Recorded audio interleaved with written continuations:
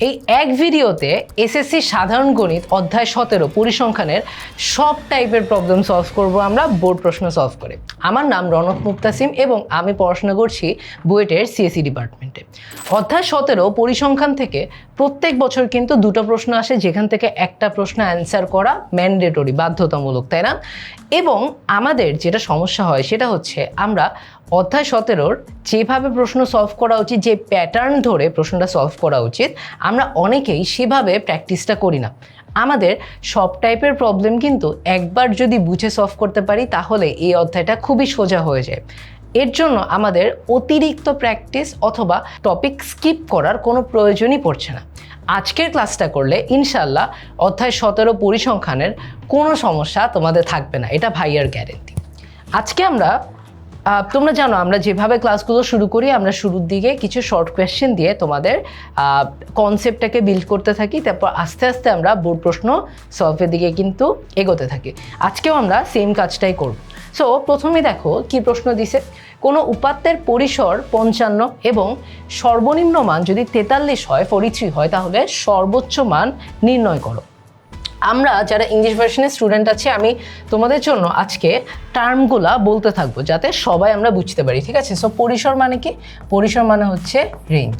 ওকে, এখন দেখো এই প্রশ্নটা বোর্ডে অনেকভাবে আসে। এই প্রশ্নটা বোর্ডে হচ্ছে সৃজনশীলে কতে আসে, অনেকভাবে আসে, ঠিক আছে? আমি এটার সূত্রটা লিখি, তারপর সূত্র থেকে আরও জিনিস এক্সপ্লেন করব। সো আমরা জানি পরিসরের সূত্র কি?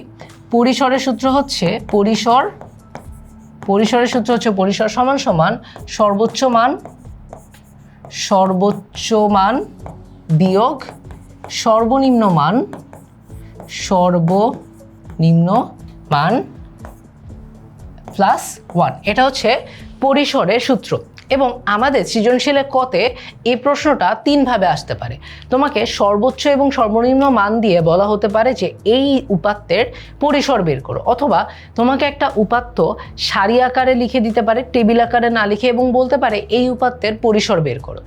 একই প্রশ্ন তোমাকে পরিসর দেওয়া থেকে সর্বোচ্চ মান বের করতে দিতে পারে, আবার সর্বনিম্ন মান বের করতে দিতে পারে। সো এই এক সূত্র থেকে আমাদের 4 রকমের প্রশ্ন কিন্তু বোর্ডে আসতে পারে, সূত্র কিন্তু সেম, ঠিক আছে? তাহলে ভাই এই প্রশ্নটা কেমনে সলভ করবো এটা একটু করাই দেন। দেখো আমাদের পরিসর দেওয়া আছে, তাই না? আমি মনে করি যে সর্বোচ্চ মান সমান সমান হচ্ছে এক্স। আমি মনে করতেছি, আমি ধরে নিচ্ছি, ওকে? ধরি সর্বোচ্চ মান সমান সমান কি? সমান সমান এক্স। এখন পরিসর দেওয়া আছে, পরিসর কত? 55, তাইলে 55 সমান সমান, আমি যে সূত্রের মান বসে দেখতে পারতেছি 55 সমান সমান এক্স মাইনাস 43 প্লাস 1, তাই না? তাহলে আমি এখান থেকে লিখতে পারি সাইড চেঞ্জ করে যে এক্স সমান সমান 55 প্লাস 43 মাইনাস 1। তাহলে দেখো মান কত আসে? 55 প্লাস 43 মাইনাস 1 আসে হচ্ছে 97। তাহলে এই উপাত্তের সর্বোচ্চ মান কত হবে? সর্বোচ্চ মান হবে 97। এটাই হবে আমার অ্যান্সার, ঠিক আছে? আশা করি তোমরা বুঝতে পারছো। এবং যেটা তোমাদের বললাম যে এই তোমার সূত্র থেকে কয়েক ধরনের প্রশ্ন কিন্তু করা সম্ভব। তো তোমাকে আমি যদি বলে দিতাম যে কোনো একটা উপাত্তে পরিসর 55, তারপর হচ্ছে তোমার সর্বোচ্চ মান 97, তাহলে তুমি সর্বনিম্ন মান বের করে ফেলতে পারতো না? বের হলে কত আসতো হচ্ছে 43। তোমরা নিজে বাসায় করে দেখো অ্যান্সার মিলে নাকি। ওকে, আসো আমরা তাইলে সামনের প্রশ্নটার দিকে একটু আগাই। দেখো আমাকে কি বলা হয়েছে? আমাকে বলা হয়েছে যে কোন শ্রেণীর উচ্চসীমা 65 এবং কোন শ্রেণীর মধ্যমান যদি 62.5 হয়, তাহলে ওই শ্রেণীর নিম্ন সীমার মান নির্ণয় করো। ওকে, তাহলে আমাদের এখানে কি করতে হবে? আমাদের মধ্যমানের যে সূত্রটা আছে, একটা শ্রেণীর মধ্যমানের সূত্র, সেটা অ্যাপ্লাই করতে হবে, ঠিক আছে? এখন দেখো আমার শ্রেণীর উচ্চসীমা দেওয়া আছে 65, তাই না? আর মধ্যমান দেওয়া আছে কি? 62.5, ঠিক আছে? মিড ভ্যালু দেওয়া আছে 62.5। এখন আমি জানি যে কোনো একটা শ্রেণীর জন্য মধ্যমান সমান সমান কি? মধ্যমান সমান সমান হচ্ছে উচ্চসীমা প্লাস নিম্ন সীমা ডিভাইডেড বাই 2। এটা হচ্ছে মধ্যমানের সূত্র, এটা হচ্ছে মধ্যমানের সূত্র। এখন আমরা আগের প্রশ্নের মতন জাস্ট সূত্রের মধ্যে ভ্যালুগুলো বসাই দিই, ঠিক আছে? সূত্রের মধ্যে ভ্যালুগুলো বসালে দেখো কি আসে, মধ্যমান দেওয়া আছে 62.5, আমাকে বের করতে বলা হয়েছে নিম্ন সীমা, উচ্চ সীমা দেওয়া আছে 65 প্লাস নিম্ন সীমা ডিভাইডেড বাই 2, অথবা আমি বলতে পারি যে নিম্ন সীমা সমান সমান কি, দেখো নিম্ন সীমা সমান সমান হবে 2 ইন্টু 62.5 মাইনাস 65। তাহলে দেখি কত আসে। তাহলে আমার নিম্নসীমা আসে হচ্ছে 60, তাই না? নিম্নসীমা আসে হচ্ছে 60, এটাই হচ্ছে আমার অ্যান্সার। একই প্রশ্ন তোমাকে যেটা বললাম, এই প্রশ্নটা থেকে 3টা প্রশ্ন করা সম্ভব। কীরকম? তোমাকে মধ্যমান দেওয়া থাকলো, তোমাকে নিম্নসীমা দেওয়া থাকলো, উচ্চসীমা বের করতে দিতে পারে, অথবা তোমাকে উচ্চসীমা এবং নিম্নসীমা বোধ দেওয়া থাকলো, তোমাকে মধ্যমান বের করতে কিন্তু দিতে পারে। এটাও কিন্তু সৃজনশীলের ক নাম্বারের জন্য বেশ গুরুত্বপূর্ণ একটা কনসেপ্ট। ঠিক আছে, আশা করি তোমরা বুঝতে পারছো যে সূত্রের মধ্যে মান বসাই দিলে কিন্তু এই টাইপের অ্যান্সারগুলো আমরা পেয়ে যাচ্ছি। ঠিক আছে, তাইলে আমরা একটু সামনের প্রশ্নটা দেখি। আমাকে দেখো কি বলছে, দশম শ্রেণী শিক্ষার্থীদের গণিত বিষয়ের প্রাপ্ত নম্বর, অনেকগুলো নাম্বার দেওয়া আছে। আমাকে বলছে উদ্দীপকের তথ্যের পরিসর নির্ণয় করো। আমাকে যদি এভাবে কোনোভাবে মানে একদম সারিবদ্ধ আকারে কোনো উপাত্ত তথ্য দেওয়া থাকে, তথ্য উপাত্ত দেওয়া থাকে, তাহলে পরিসর বের করার জন্য আমাকে 2টা জিনিস বের করতে হবে। আমাকে সর্বোচ্চ মান বের করতে হবে এই উপাত্ত থেকে, এবং আমাকে সর্বনিম্ন মান বের করতে হবে উপাত্ত থেকে। এইটা আমরা কিভাবে করব, চোখের আন্দাজে কিভাবে তাড়াতাড়ি করা যায়। ঠিক আছে, তাহলে আমরা শুরু করি একদম প্রথম থেকে। আমরা প্রথমে সর্বোচ্চ মান খোঁজার চেষ্টা করি। সর্বোচ্চ মানটা আমি সাদা কালি দিয়ে দাগ দিচ্ছি। ঠিক আছে, দেখো এখানে 70-এর চাইতে বড়, এখানে 80 আছে, তার মানে এখন সর্বোচ্চ কত, 80। একটু আগেতে থাকি, দেখো সর্বোচ্চ কত, সর্বোচ্চ 100। এখন 100-র চাইতে বড় কিন্তু আর কোনো সংখ্যা আমি দেখতে পাচ্ছি না, মানে আরেকটা 100 আছে, কিন্তু সর্বোচ্চ মান কিন্তু 100ই, তাই না? তাহলে আমি লিখতে পারি যে সর্বোচ্চ মান হচ্ছে কি 100। এখন আমরা একটু সর্বনিম্ন মানটা বের করি। সর্বনিম্ন মান দেখি 70, 55, 30 আছে। 30-এর চাইতে ছোট খুঁজি আসো, 35, 45, 60, 40, 35, 40, 45, না দেখো 30 বাদে আমি কিন্তু এর চেয়ে ছোট কোনো সংখ্যা আর দেখতে পাচ্ছি না, তাই না? তাহলে এক্ষেত্রে সর্বনিম্ন মান কত হবে? সর্বনিম্ন মান হবে হচ্ছে 30। ওকে, তাহলে পরিসর কত? পরিসরের সূত্র আমরা একটু আগে পড়লাম না? তোমরা একটু মনে করায় দাও, আমাকে একটু মনে করায় দাও যে পরিসর, ভাইয়া আপনি মাত্র বললেন যে পরিসর সমান হচ্ছে সর্বোচ্চ মান মাইনাস সর্বনিম্ন মান প্লাস 1, তাই না? তাহলে কত হবে? 100। দেখো সর্বোচ্চ মান হচ্ছে 100, রাইট? সর্বনিম্ন মান কত? 30। 100 মাইনাস 30 প্লাস 1, তার মানে আসে হচ্ছে 71। এটা হবে আমার অ্যান্সার। ঠিক আছে, তাহলে প্রদত্ত উপাত্তের পরিসর কত? উপাত্তের পরিসর হচ্ছে 71। ঠিক আছে, এই যে আমি তোমাদের মাত্র একটা জিনিস দিলাম না, এই প্রশ্নটা সৃজনশীলের করার জন্য সবচেয়ে গুরুত্বপূর্ণ প্রশ্ন, বুঝছো? এই প্রশ্নটা সবচেয়ে গুরুত্বপূর্ণ প্রশ্ন, আমি এখানে একটা স্টার দিয়ে দিই। ঠিক আছে, এরপরে আমাকে দেখো একটা গণসংখ্যা নিবেশন সারণী দেওয়া হইলো। আমাকে সারণী থেকে ক্রমযোজিত গণসংখ্যা সারণী তৈরি করতে বলছে। আচ্ছা, ক্রমযোজিত গণসংখ্যা, অথবা ইংলিশে আমরা যেটাকে বলি কিউমুলেটিভ ফ্রিকোয়েন্সি, এটার মানে কি? ক্রমযোজিত গণসংখ্যার মানে কি? মানে হচ্ছে দেখো এখানে গণসংখ্যা কত বলো? 6। সেকেন্ডটাতে আসো, সেকেন্ডটাতে গণসংখ্যা কত? 10। ঠিক আছে, এখন আমি এর আগের গণসংখ্যার সাথে যদি যোগ করি, তাহলে সেকেন্ডটার জন্য ক্রমযোজিত গণসংখ্যা হবে কত? 16। ওকে, আবার দেখো এখানে গণসংখ্যা কত? 12। এর আগ পর্যন্ত মানে 61 থেকে 70, এই শ্রেণী গণসংখ্যা হচ্ছে 12। তার আগের শ্রেণী, তার মানে 51 থেকে 60-এর ক্রমযোজিত গণসংখ্যা ছিল কত? 16। তাহলে এই শ্রেণীর ক্রমযোজিত গণসংখ্যা হবে এই 16 প্লাস 12, তার মানে হবে কত? 28। এভাবে করে আমরা প্রত্যেকটা শ্রেণীর গণসংখ্যার তার আগের শ্রেণীর ক্রমযোজিত গণসংখ্যার সাথে যোগ করতে থাকি। এটাকে বলা হয় ক্রমযোজিত গণসংখ্যা অথবা কিউমুলেটিভ ফ্রিকোয়েন্সি।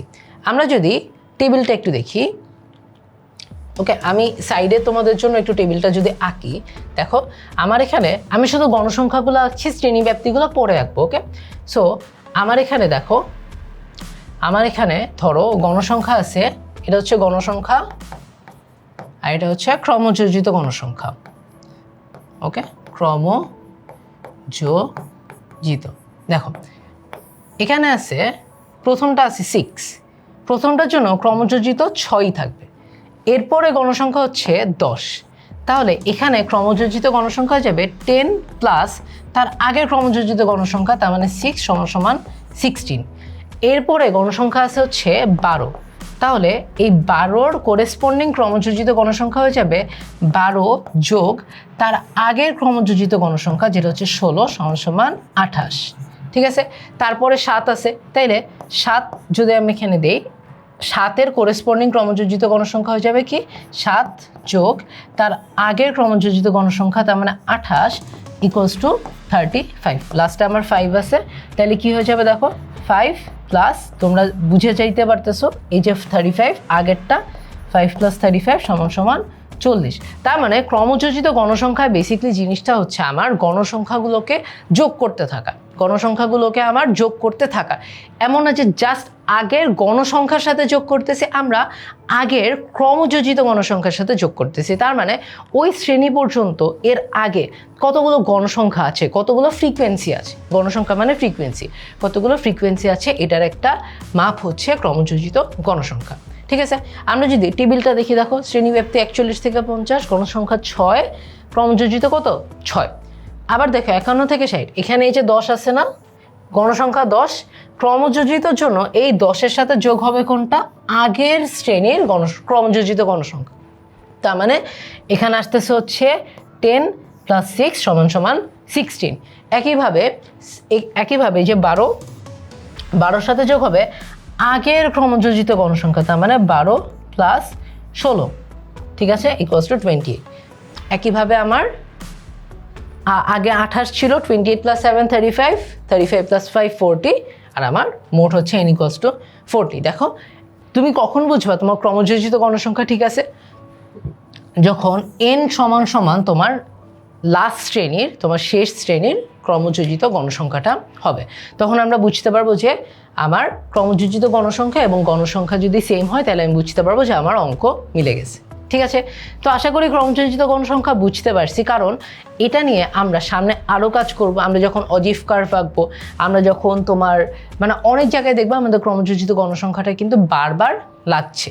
সো কনসেপ্টটা যদি আমরা বুঝতে পারি তাহলে ভালো, যদি বুঝতে না পারি তাহলে ভিডিওটা আরেকটু আগায় আরেকবার দেখেন। ঠিক আছে, আমরা তাইলে সামনে আগে। ওকে, আমাকে দেখো দেওয়া আছে কি n সমান যদি 50 হয় এবং n সমান যদি 50 হয় এবং সামেশন অফ fi সমান যদি 2624 হয়, তাহলে গড় কত? ওকে, তাহলে গড় কত? আমরা জানি গড়ের সূত্র হচ্ছে কি, গড়ের সূত্র হচ্ছে গড় সমান x বার সমান fi summation of fi divided by n। এখন দেখো সবগুলোর মানে কিন্তু দেওয়া আছে, fi কত দাও 2624 ডিভাইডেড বাই n কত দেওয়া, n দেওয়া আছে কত, দেখো n দেওয়া আছে 50, এই যে n দেওয়া আছে 50, তাইলে ডিভাইডেড বাই 50। দেখো এটা আমরা একটু ক্যালকুলেটরে যদি বসাই কত আসে, 2624 ডিভাইডেড বাই 50 আসে হচ্ছে 52.48। ঠিক আছে, যা আসে তাই অ্যান্সার 52.48, এটা হচ্ছে আমার অ্যান্সার। এখন একটা জিনিস হচ্ছে, আমাদের কোনোভাবেই এই গড় এবং আমাদের যে তোমার শর্টকাট পদ্ধতিতে সংক্ষিপ্ত পদ্ধতিতে গড় নির্ণয়, এটা কিন্তু আমরা গুলাই ফেলতে পারবো না। ঠিক আছে, কখন গুলায় যাবে, দেখো নর্মাল যখন আমরা সাধারণ গড় বের করি তখন আমরা সামেশন অফ fi নেই। ঠিক আছে, আর আমরা যখন তোমার সংক্ষিপ্ত পদ্ধতিতে গড় নির্ণয় করি তখন আমরা সামেশন অফ fi নেই। ঠিক আছে, আমরা সামনে আমরা দেখব, ঠিক আছে, যে কিভাবে সংক্ষিপ্ত পদ্ধতিতে গড় নির্ণয় করা হয়। বাট আমরা যদি এটা মনে রাখি যে summation of F I x I হবে নর্মাল সাধারণ গড়ের জন্য, এবং summation of F I U I হবে, যেখানে ইউ আই হচ্ছে ধাপ বিচ্যুতি স্টেপ ডেভিয়েশন, এই এফ আই ইউ আই হবে তোমার হচ্ছে সংক্ষিপ্ত পদ্ধতির জন্য, তাহলে কিন্তু আমরা এই দুইটাকে আর কখনো এমসিকিউ বলো তোমার হচ্ছে সৃজনশীল বলো কোনোভাবে গুলাবো না। ঠিক আছে, তাহলে আশা করি এটা বুঝতে পারছি। আমরা সামনে আগে দেখো, এটা কোয়েশ্চেনটা খুব ইজি, কিন্তু এখানে আমরা একটা কমন ভুল করি। দেখো আমাকে কি বলছে, 6টা সংখ্যা দেওয়া আছে, এর মধ্যক নির্ণয় করো। আমরা ভুলটা কি করি জানো? আমরা তো জানি মধ্যক মানে কি, মধ্যক মানে মাঝখানের যে টার্মটা, মাঝখানের পদটা যদি জোড় সংখ্যা হয় তাহলে আমরা মাঝখানের দুইটা পদের গড় নিই। ভুলটা যেটা করি সবসময় সেটা হচ্ছে আমাদের এই সংখ্যাটা এটাকে সাজানো আছে নাকি না, এটা কি ক্রমানুসারে আছে নাকি না, এটা আমরা দেখি না। ঠিক আছে, আমাদের এটাকে অ্যাসেন্ডিং বা ডিসেন্ডিং অর্ডারে নিতে হবে, এটাকে সাজাতে হবে, এটাকে ক্রমানুসারে সাজাইতে হবে, না সাজাইলে আমরা মধ্যক নির্ধারণ করতে পারবো না। ঠিক আছে, তাইলে আমি যদি এটাকে অ্যাসেন্ডিং অর্ডারে সাজাই, দেখো কি আসে, আমার আসে হচ্ছে 6, 7, 8, 11, 14, 17। ঠিক আছে, আমি এটাকে অ্যাসেন্ডিং অর্ডারে সাজিয়ে নিলাম, ছোট থেকে বড় সাজিয়ে নিলাম। এখন দেখো এখানে টোটাল পদ সংখ্যা কত? পদ সংখ্যা আমি যদি n দিয়ে ডিনোট করি, n = 6, তাই না? n = 6 মানে কি? জোড় সংখ্যা। ওকে, জোড় সংখ্যা থাকলে আমরা মধ্যক কিভাবে নির্ণয় করি? মধ্যক নির্ণয় করি হচ্ছে n/2 তম পদ প্লাস n/2 প্লাস 1 তম পদ ডিভাইডেড বাই 2। আরও যদি সোজা করতে হয় সেটা হচ্ছে আমার দেখো 6 মানে কি? 6 মানে আমি যদি n/2 করি, n/2 মানে হচ্ছে 3। ঠিক আছে, যদি আরও ইজি করে এমসিকিউর জন্য মাথায় রাখতে চাই শর্টকাট হিসাবে, যে তৃতীয় পদ এবং তার পরের পদ, এই দুটো পদের গড়ই হবে কি আমার মধ্যক। ঠিক আছে, তাহলে দেখি কত আসে আমার মধ্যক। আমার আসে n/2 মানে কি? থার্ড পদ, তাই না? তৃতীয় পদ, third term plus n/2 plus 1, তার মানে 3 + 1 4, তাই না? Fourth term divided by 2। এখানে কিন্তু আবেগে আবার n/2 আর n/2 প্লাস 1 করে দিও না, এই আবেগটা কিন্তু এখানে খাটবে না, কারণ n/2 তম পদ বলছি, পদ সংখ্যা লাগবে। ঠিক আছে, পদ সংখ্যা বসাবো না, আমি পদ বসাবো। তাহলে তৃতীয় পদ কত? 8, চতুর্থ পদ কত? 11 ভাগ 2, 19 ডিভাইডেড বাই 2, তার মানে 9.5, রাইট?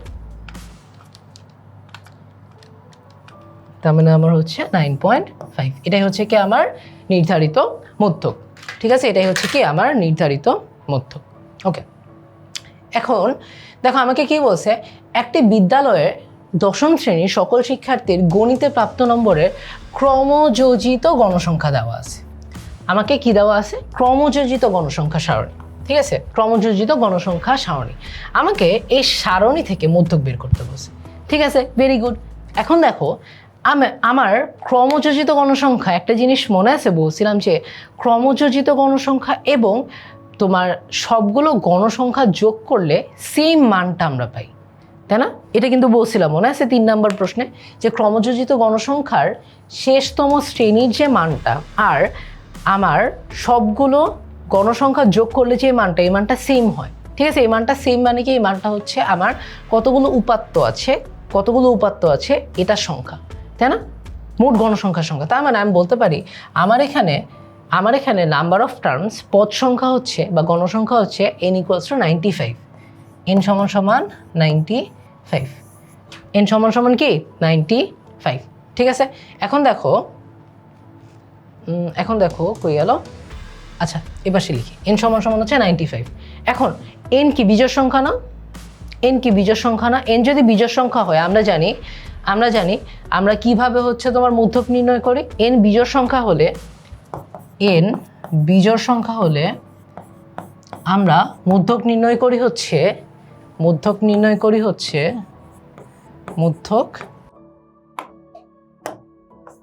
n+1/2, তার মানে 95 + 1/2, তাহলে কত 96/2, তার মানে 48তম পদ। 48তম পদ, ঠিক আছে, কি হবে 48তম পদ। এখন দেখো এই ক্রমযোজিত গণসংখ্যা থেকে আমরা একটা ইনফরমেশন পাবো, সেটা হচ্ছে যে 65 যে মার্কটা, এই মার্কের সময় আমার ক্রমযোজিত গণসংখ্যা ছিল 44, তার মানে এই 43 থেকে 65-র মধ্যে আমার 44টা পদ গেছে, 44টা পদ গেছে, ঠিক আছে। 44 থেকে 53 হচ্ছে এই 65 থেকে 70, 65 থেকে 70, তার মানে এই যে 70, এখানে আমার পদ সংখ্যা 45 থেকে 53 থাকে। ওকে, ক্রমযোজিত গণসংখ্যা আমার এখানে 48তম পদ হচ্ছে কি আমার মধ্যক না, আমার 48তম পদ এই 45 থেকে 53 মধ্যে না, 45, 46, 47, 48, তাই না? আমি দেখব এই যে 44 থেকে 53 এই রেঞ্জের মধ্যে কি আছে, আমার 48 নাম্বার পদটা আছে, ঠিক আছে। এইখানে এটার মান কত, যেই শ্রেণীতে আমার 48তম পদটা আছে, পদের মান কত, শ্রেণী মান কত, শ্রেণী মান হচ্ছে 70, যেহেতু এখানে শ্রেণী ব্যাপ্তি নাই, এখানে শুধুমাত্র প্রাপ্ত নম্বর আছে, তাই আমাদের 70ই হচ্ছে কি অ্যান্সার, ঠিক আছে। আমাদের এখানে অ্যান্সার কত দেখো, 48তম পদ অথবা 70, 48তম পদ অথবা 70, এটাই হবে কি আমাদের অ্যান্সার। যদি শ্রেণী ব্যাপ্তি থাকতো কিভাবে করতাম, এটাও সামনে একটা প্রশ্নে আমি সলভ করে দিচ্ছি, ঠিক আছে। তাইলে যদি একটা রিক্যাপ দেই, এটা কি করছি আমরা জানি যে মধ্যক হচ্ছে n+1/2তম পদ, তার মানে 48তম পদ। আমরা ক্রমযোজিত গণসংখ্যায় দেখব যে আসলে কোন শ্রেণীর মধ্যে অথবা কোন মানে টেবিলের মধ্যে, ঠিক আছে, কোন ঘরে আমার 48তম পদটা আছে। এখানে আমি দেখতেছি যে এই 70 যে শ্রেণীটা, এই 70 শ্রেণীর মধ্যে আমার 45 থেকে 53তম পদ আছে, তার মানে 48তম পদও এই 70-এর মধ্যেই কিন্তু থাকবে। তাহলে এখানে ক্রমযোজিত গণসংখ্যা থেকে আমরা ডিরেক্টলি মধ্যক নির্ণয় করতে পারি। কেন ডিরেক্টলি বের করতে পারি, কারণ আমার এখানে প্রাপ্ত নম্বর দেওয়া আছে, আমার এখানে কোনো শ্রেণী ব্যাপ্তি দেওয়া নেই, ঠিক আছে। আমরা একটু সামনে কোয়েশ্চেনটা আসি। দেখো আমাকে দেওয়া আছে, এটা প্রচুরকের কোয়েশ্চেন, প্রচুরকের ইংলিশ কি, প্রচুরকের ইংলিশ হচ্ছে মোড, ওকে। আর তোমার মধ্যকের ইংলিশ কি ছিল, মধ্যকের ইংলিশ ছিল হচ্ছে মিডিয়ান, ওকে। তাহলে আমাকে বলছে একটি উপাত্তের প্রচুরক হচ্ছে 49.75, এল দেওয়া, f1 দেওয়া, f2 দেওয়া। আমরা একটু কনফিউজ হয়েছে যে এখানে এল, f1, f2 এই জিনিসগুলো আসলে কি, বা একটা শ্রেণীবিন্যাস থেকে, একটা টেবিল থেকে আমরা কিভাবে এই তথ্যগুলা বের করতে পারি। এখানে তো ডিরেক্টলি দেওয়া আছে, আমরা সূত্রে বসাই ফেলতে পারি, ঠিক আছে। আমাদের প্রচুরকের সূত্র কি ছিল মনে আছে, আমাদের প্রচুরকের সূত্র ছিল হচ্ছে L plus f1 divided by f1 plus f2 into h। এখন আমরা একটু কনফিউজ হয়েছি যে এখানে L কি জিনিস, f1 কি জিনিস, f2 কি জিনিস, h কি জিনিস, তাই না? এখানে L সমান হচ্ছে প্রচুরক শ্রেণীর নিম্নসীমা, ঠিক আছে। তার মানে আমাদের প্রচুরক শ্রেণীটা, প্রচুরক কি জিনিস, প্রচুরক হচ্ছে কোনো একটা শ্রেণীর মধ্যে যদি আমি দেখি যে ওই শ্রেণীতে সবচেয়ে বেশি গণসংখ্যা আছে, এটাকে আমরা বলি প্রচুরক শ্রেণী।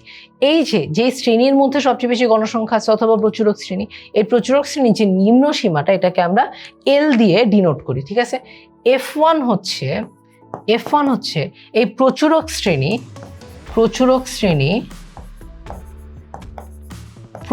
শ্রেণীর গণসংখ্যা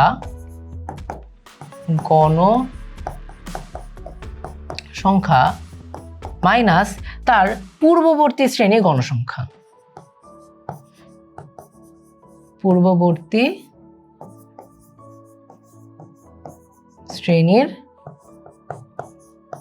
গণসংখ্যা, ঠিক আছে।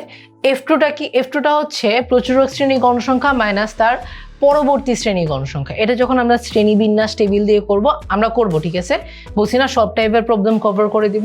সো এটা আমরা করবো আরো ডিটেলসে, তখন আরো ক্লিয়ার হয়ে যাবে।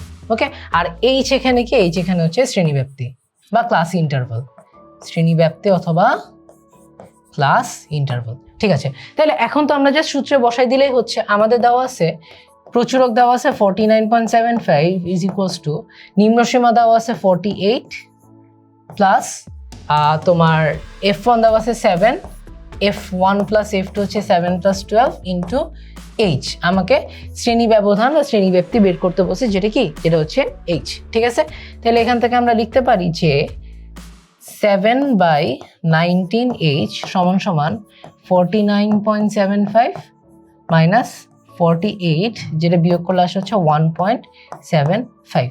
তার মানে H সমান সমান হচ্ছে 19/7 ইন্টু 1.75। দেখি কত আসে।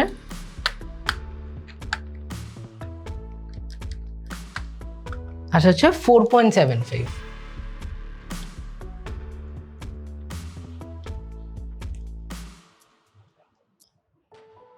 ওকে, আমি F2 মানটা ভুল বসাইছি, এর জন্য মিলতেছে না। ঠিক আছে, F2 মানটা 17 দাও, আমি 12 বসাইছি।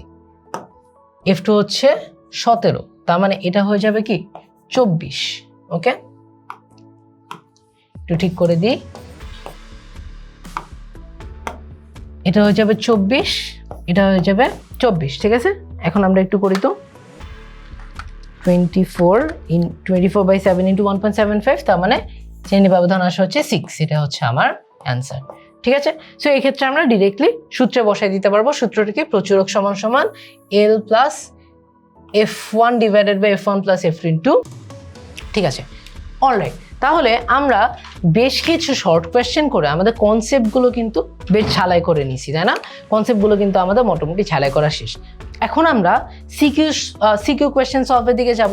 তার আগে একটা ইম্পর্টেন্ট জিনিস বলি, আমরা এতক্ষণ পর্যন্ত বেশ কিছু জিনিস করছি। আমরা মধ্যক বের করছি, আমরা প্রচুরক বের করছি, আমরা পরিসরের অঙ্ক করছি, আমরা মধ্যমানের অঙ্ক করছি।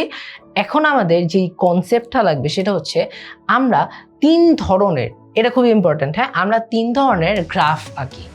এই চ্যাপ্টারে, পরিসংখ্যান চ্যাপ্টারে সবচেয়ে গুরুত্বপূর্ণ পার্টি হচ্ছে আমার গ নম্বরে একটা গ্রাফ দিবেই দিবে। সো আমাদের এই 3 ধরনের গ্রাফে কি কি লাগবে, কি লাগবে না, কিভাবে করব, এই জিনিসগুলো আমাদের কিন্তু এখন করতে হবে। ঠিক আছে, ওকে, দেখো আমাকে দেওয়া আছে তোমার 40 জন শিক্ষার্থীর বাংলায় প্রাপ্ত নম্বর, 80 জন শিক্ষার্থী বাংলায় প্রাপ্ত নম্বরের গণসংখ্যা সারণী নিচে দেওয়া হলো। ঠিক আছে, ওকে, আমার এখানে নিচে একটা গণসংখ্যা সারণী দেওয়া আছে। আমাকে বলছে প্রচুরক শ্রেণীর মধ্যমান নির্ণয় করো। কি বলছে? প্রচুরক শ্রেণীর মধ্যমান নির্ণয় করো। ওকে, প্রচুরক শ্রেণী আমরা কিভাবে বের করি মনে আছে না? প্রচুরক শ্রেণী আমরা বের করি হচ্ছে এই শ্রেণীগুলোর মধ্যে থেকে সবচেয়ে বেশি গণসংখ্যা যার, তাকে আমরা বলি প্রচুরক শ্রেণী। একটু দেখি 6, 16, 12, 13, এই যে দেখো 20, এটা হচ্ছে সর্বোচ্চ গণসংখ্যা, তাই না? এর আগে পিছে কোনোটাতে কিন্তু 20-এর চাইতে বড় গণসংখ্যা নেই। তার মানে এটা কি, এটাকে আমরা, এই শ্রেণীটাকে আমরা বলতে পারি হচ্ছে প্রচুরক শ্রেণী। এখন প্রচুরক শ্রেণী, এটার মধ্যমান বের করতে বলছে। মধ্যমান আমরা জানি না, মধ্যমানের অঙ্ক আমরা করে আসছি না, যে মধ্যমান সমান সমান, মধ্যমান সমান সমান নিম্নসীমা প্লাস উচ্চসীমা ডিভাইডেড বাই 2। তার মানে নিম্নসীমা কত? নিম্নসীমা হচ্ছে 51 প্লাস 60, উচ্চসীমা কত? 60 ডিভাইডেড বাই 2। ওকে, দেখো উত্তর কত আসে, 51 প্লাস 60/2, উত্তর আসে হচ্ছে 55.5। 55.5, এটা হবে আমার কি অ্যান্সার। প্রচুরক শ্রেণীর আমরা মধ্যমান বের করে ফেলছি, এটা হচ্ছে কত? 55.5। ওকে, ঠিক আছে। এরপরে খ নম্বরে আমাকে বলছে এই গণসংখ্যা সারণী থেকে মধ্যক নির্ণয় করো, মধ্যক নির্ণয় করো। ঠিক আছে, তাহলে প্রথম কথা আমাদের এখানে টোটাল দেখো গণসংখ্যা কতগুলো আছে, টোটাল গণসংখ্যা কতগুলো আছে আমি যেসে একটু মিলাই নিই সারণী থেকে। দেখো আমার আছে হচ্ছে 80টা, আমার দেওয়া আছে যদিও 80 জন, তাও আমি একটু মিলাই নিই। ঠিক আছে, তাহলে আমার এখানে টোটাল আছে হচ্ছে 80টা। এখন তোমরা আমাকে একটা প্রশ্ন উত্তর দাও তো, যে আশি সংখ্যাটা কি জোড় নাকি বিজোড়? বলো, আশি সংখ্যাটা অবশ্যই জোড় সংখ্যা, তাই না? আশি সংখ্যাটা অবশ্যই জোড় সংখ্যা। ওকে, এখন এই যে আশি যদি জোড় সংখ্যা হয়, ওকে, আমার দেখো এই ক্ষেত্রে মধ্যক নির্ণয় করার ক্ষেত্রে আমার কিন্তু মানে এখানে শ্রেণী আগে একটা মধ্যক বের করছি না সারণী থেকে, কিন্তু ওখানে কিন্তু আমার এখানে কোনো শ্রেণী ব্যবধান ছিল না, ওখানে আমার জাস্ট প্রাপ্ত নম্বর ছিল। এখানে কিন্তু একটা শ্রেণী ব্যবধান আছে, তোমরা কি দেখতে পাচ্ছ? শ্রেণী ব্যবধান আছে না? দেখতে পাচ্ছি না? তাহলে এখানে কিন্তু আমার সূত্রটা একটু ডিফারেন্ট হবে, ঠিক আছে? আচ্ছা, সো আমাদের যেটা লাগবে সেটা হচ্ছে আমরা একটা ক্রমযোজিত গণসংখ্যা সারণী আমাদেরকে বানাইতে হবে। আমরা একটা ক্রমযোজিত গণসংখ্যার সারণীটা বানাই। দেখো 6, এটা তো আগেও করছি তাই আমি আলাদা করে দেখাচ্ছি না। দেখো প্রথমটা 6 ছিল, গণসংখ্যা কত? 6। ক্রমযোজিত গণসংখ্যাও কত? তাহলে প্রথম শ্রেণীর ক্ষেত্রে 6, দ্বিতীয় শ্রেণীর ক্ষেত্রে গণসংখ্যা 16, ক্রমযোজিত গণসংখ্যা হবে 16 প্লাস 6, তাই না? 16 প্লাস 6 সমান সমান 22। এরপরে 22 প্লাস 12 34, 34 প্লাস 13 47, এভাবে যেতে যেতে কিন্তু আমার 80 পর্যন্ত চলে আসছে। তার মানে আমার মোট সংখ্যা n সমান সমান 80, তাই না? ওকে, এখন আমার তোমার যেটা বলতেছিলাম যে আমাদের যেহেতু পদ সংখ্যা হচ্ছে 80টা, তার মানে পদ সংখ্যা যেহেতু 80টা আর এটা যেহেতু জোড় নাম্বার, জোড় সংখ্যা, তাই n/2 সমান সমান কত? 80/2 সমান সমান হচ্ছে 40, ঠিক আছে? 80/2 সমান সমান হচ্ছে 40। ওকে, তাইলে মধ্যকটা আমাদের হবে 40তম পদের মান।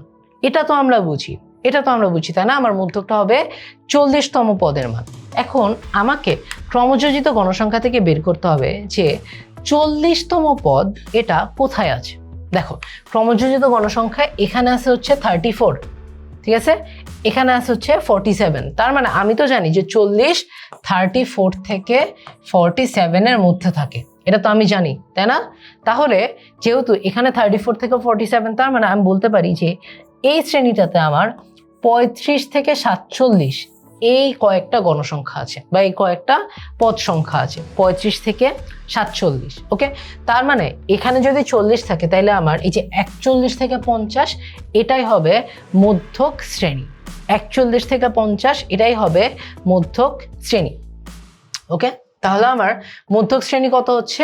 আমার মধ্যক শ্রেণী হচ্ছে দেখো 41 থেকে 50। ওকে, তোমরা ঠান্ডা মাথায় একটু দেখো যে তোমরা এই পর্যন্ত বুঝতে পারছো নাকি। আমরা কি করছি?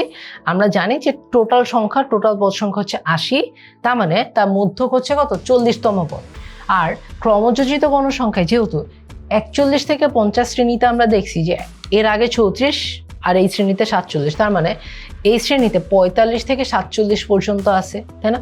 তাহলে 35 থেকে 47 পর্যন্ত থাকলে 40ও তো এই শ্রেণীর মধ্যেই থাকবে, তাই এটাকে আমরা বলি হচ্ছে মধ্যক শ্রেণী। ওকে, তাইলে এই মধ্যক শ্রেণীর আমাদের কিছু প্যারামিটার লাগবে, আমাদের এখান থেকে কিছু ইনফরমেশন বের করতে হবে। প্রথম কথা কি বের করতে হবে? প্রথম কথা হচ্ছে এল মানে হচ্ছে মধ্যক শ্রেণীর, এল মানে হচ্ছে মধ্যক শ্রেণীর নিম্ন সীমা।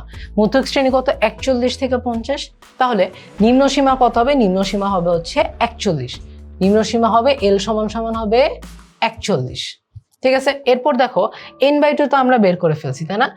n/2 সমান সমান হবে কত? দেখো এই যে উপরে লেখা আছে 40। আমাদের সূত্রের জন্য আরো কিছু জিনিস লাগবে, স্পেশালি দুইটা জিনিস লাগবে যেটা আমরা আগে দেখিনি। ওকে, একটাকে বলা হয় হচ্ছে এফসি, ক্যাপিটাল এফসি। এই এফসি মানে কি ভাইয়া? এফসি মানে কি? এফসি মানে হচ্ছে এফসি সমান সমান হচ্ছে মধ্যক শ্রেণীর পূর্ববর্তী শ্রেণীর মধ্যক শ্রেণীর পূর্ববর্তী শ্রেণীর ক্রমযোজিত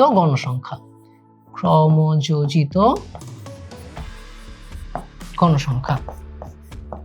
ওকে, আমরা এই পার্টটাতে একটুখানি অনেকেই ভুল করে ফেলি, মানে একটু তাড়াতাড়ি করতে গিয়ে একটু আবেগে ভুল হয়েছে। দেখো মধ্যক শ্রেণী আমরা বের করছি হচ্ছে এই যে 41 থেকে 50, তাই না? মধ্যক শ্রেণীর আগের শ্রেণী কোনটা? 31 থেকে 40। পূর্ববর্তী শ্রেণী হচ্ছে 31 থেকে 40, 31 থেকে 40। এই 31 থেকে 40-এ কোরেসপন্ডিং ক্রমযোজিত গণসংখ্যা হচ্ছে 34। এটাই হচ্ছে আমার এফসি এর মান, এটাই হচ্ছে আমার এফসি এর মান। ওকে, আর আরেকটা মান লাগবে, এটা হচ্ছে এফ এম, ছোট হাতের এফ এম। এফ এমটা অনেক ইজি, এফ এমটা হচ্ছে আমার মধ্যক শ্রেণীর গণসংখ্যা। এখানে কিন্তু ক্রমযোজিত না, মধ্যক শ্রেণীর গণসংখ্যা, তার মানে এই যে 13, এটা কি, এটা হবে আমার এফ এম, মধ্যক শ্রেণীর গণসংখ্যা, এটা হবে আমার এফ এম। তাইলে আমি এখান থেকে লিখতে পারি এফসি সমান সমান কি, মধ্যক শ্রেণী পূর্ববর্তী শ্রেণীর ক্রমযোজিত গণসংখ্যা, তার মানে 34, আর এফ এম মানে হচ্ছে মধ্যক শ্রেণী গণসংখ্যা, ক্রমযোজিত না, নর্মাল গণসংখ্যা, তার মানে এটা হচ্ছে 13। ঠিক আছে, এখন আমি রেডি, এখন আমি জাস্ট সূত্রে বসাই দিব। আমাদের তোমার এই সারণী থেকে মধ্যক বের করার সূত্র হচ্ছে, দেখো, মধ্যক সমান সমান L plus n/2 minus FC into h/fm। আচ্ছা, এখানে h হচ্ছে শ্রেণী ব্যবধান, এখানে h হচ্ছে শ্রেণী ব্যবধান। ঠিক আছে, এইচটা তো আমরা আগেও একবার ইউজ করছি, তাই আলাদা করে দেখাচ্ছি না। এইচ কি এখানে, এইচ হচ্ছে এখানে শ্রেণী ব্যবধান। ঠিক আছে, তাহলে আমরা এখানে জাস্ট মান বসাই দিব। এইচ এর মান কত, এইচ এর মান 10, যেহেতু 41 থেকে 50, তাই না, 41 থেকে 50 না, তাহলে আমরা কি করতে পারি, 50 মাইনাস 41 প্লাস 1, তাই না, আমরা কি করতে পারি, এইচ সমান সমান 50 মাইনাস 41 প্লাস 1,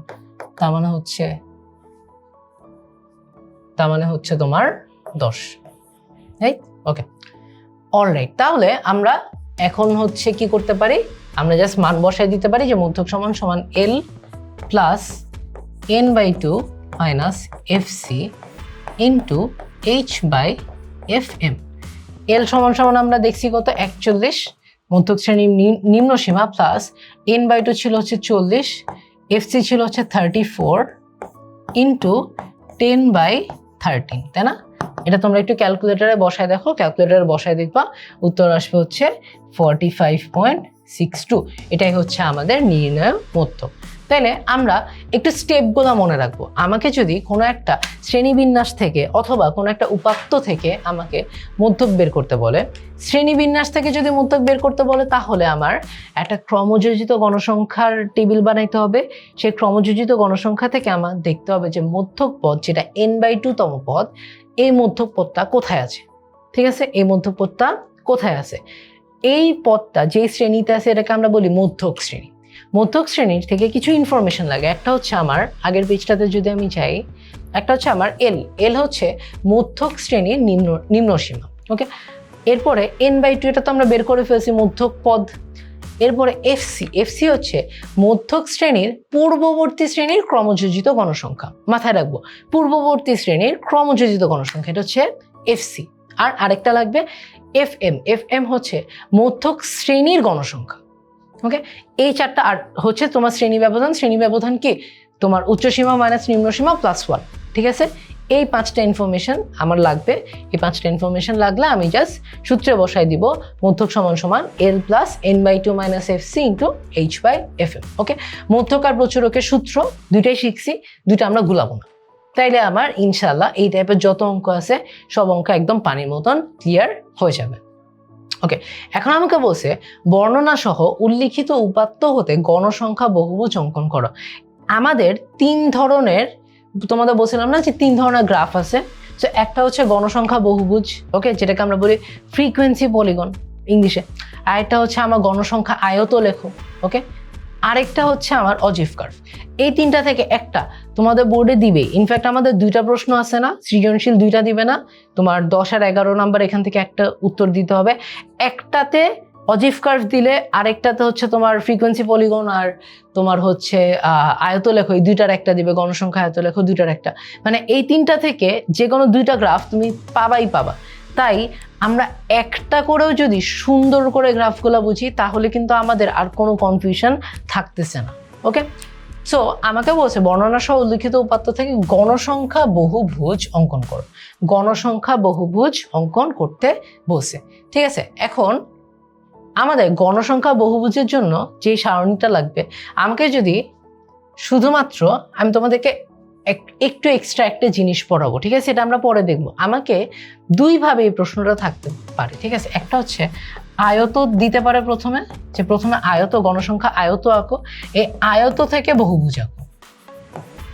আয়ত থেকে বহুভুজ আঁকতে হইলে আমি নর্মালি আয়ত আঁকাটা আমরা শিখবো একটু পরে, নর্মালি আয়ত আঁকবো, এরপর আয়তর প্রত্যেকটা শ্রেণীর মধ্যমানগুলোকে কানেক্ট করে দিব, এটাই হবে আমার আয়ত থেকে গণসংখ্যা বহুভুজ। ওকে, কিন্তু আমাকে যদি শুধুমাত্র গণসংখ্যা বহুভুজ আঁকতে বলে, শুধুমাত্র গণসংখ্যা বহুভুজ আঁকতে বলে, তাহলে আমার আরেকটা টেবিল আঁকতে হবে যেখানে আমার শ্রেণীর মধ্যমান লাগবে। ঠিক আছে, এরপর আমরা মধ্যমানগুলোকে বসায় কানেক্ট করে দিব, এটা হচ্ছে আমাদের স্ট্র্যাটেজি। ঠিক আছে, তাহলে দেখো মধ্যমানের টেবিলটা আমি তোমাদের জন্য লিখে রাখছি অলরেডি। আমাদের মধ্যমান আমরা কেমনে বের করব? মধ্যমান আমরা বের করব হচ্ছে কোনো একটা শ্রেণী, একটা দেখাই দেই, কোনো একটা শ্রেণী মধ্যমান হচ্ছে কি তার নিম্ন সীমা প্লাস উচ্চ সীমা ভাগ 2। তাহলে এখানে কত আসে? 11 + 20/2 31.5, 31.5 মানে হচ্ছে 15.5। ঠিক আছে, আবার এটাও দেখো 21 থেকে 30, তাহলে কি 21 + 30/2, তার মানে 51/2, 51/2 মানে হচ্ছে 25.5। ঠিক আছে, আরেকটা ইজি জিনিস হচ্ছে আমরা প্রথমটার যদি শ্রেণীর মধ্যমান বের করি আর যদি প্রত্যেকটা শ্রেণীর ব্যবধান সেম থাকে, আমরা এখানে জাস্ট ব্যবধান যোগ করব। ঠিক আছে, 15.5 + 10 25.5 + 10 35.5 + 10, বুঝছো? এটা হচ্ছে একটা শর্টকাট, এটা তোমাদের ইজি হয়ে যাবে, পরীক্ষার হলে অ্যান্সার দিতে ইজি হয়ে যাবে। ওকে, তাহলে আমরা শ্রেণী মধ্যমান সহ একটা টেবিল এঁকে ফেললাম। ঠিক আছে, এখন আমরা কিভাবে এই ফ্রিকোয়েন্সি পলিগনটা আঁকতে পারি? আমরা যেটা করব সেটা হচ্ছে এক সেকেন্ড দাঁড়াও, তোমাদের জন্য একটা পেজ অ্যাড করি।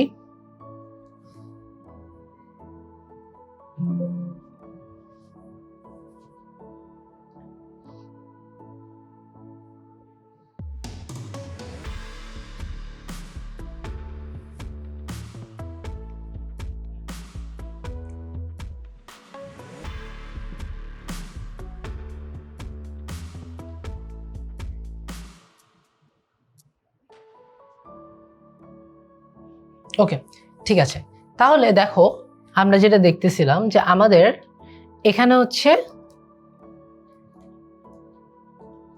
দেখো প্রত্যেকটা শ্রেণী কিন্তু আছে। ওকে, এবং আমাদের প্রত্যেকটা শ্রেণী কিন্তু আমাদের এখানে দেখো মধ্যমানও কিন্তু দেওয়া আছে। ঠিক আছে, তাহলে আমরা এই মধ্যমান থেকে এখন হচ্ছে তোমার এই মধ্যমান থেকে আমরা হচ্ছে এখন একটা কি আঁকবো বলো? আমরা মধ্যমান থেকে এখন একটা গণসংখ্যা বহুভুজ আঁকবো। ঠিক আছে, তাহলে আমরা এক্স আর ওয়াই অ্যাক্সিসে কি বসাবো?